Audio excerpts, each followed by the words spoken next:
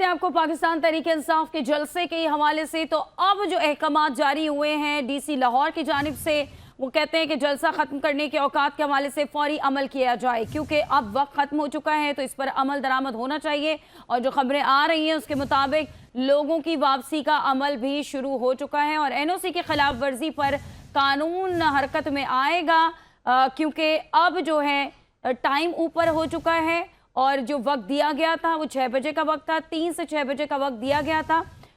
उस NOC पर जो पाकिस्तान तहरीक-ए-इंसाफ को इजाज़तनामा दिया गया, उसमें ये बाकायदा तौर पर लिखा गया था कि 3 से 6 बजे का वक्त है और इस वक्त के दौरान ही जलसे को ख़त्म करना है। अब DC लाहौर ये कह रहे हैं कि जी औकात कार ख़त्म हो चुका है, अब इस पर अमल किया जाए। पुलिस के जो अहलकार हैं वो स्टेज पर पहुंच चुके हैं ताकि जो वहाँ पर लोग हैं उनको वापस भेजा जाए। जाहिर है जलसा ख़त्म हो गया, शाम हो गया और जो मनासिर इस वक्त आप 5 न्यूज़ की स्क्रीन पर देख रहे हैं कि लोगों के हाथों में मोबाइल फ़ोन्स हैं, मोबाइल की लाइट्स ऑन की हुई हैं और ये जो कारकुनान हैं लाइट्स ऑन करके यहाँ पर मौजूद है। दूसरी जानिब जो यहाँ पर DJ था उसने भी 6 बजते ही उससे भी साउंड सिस्टम को बंद करा दिया गया था क्योंकि वक्त ख़त्म हो गया था।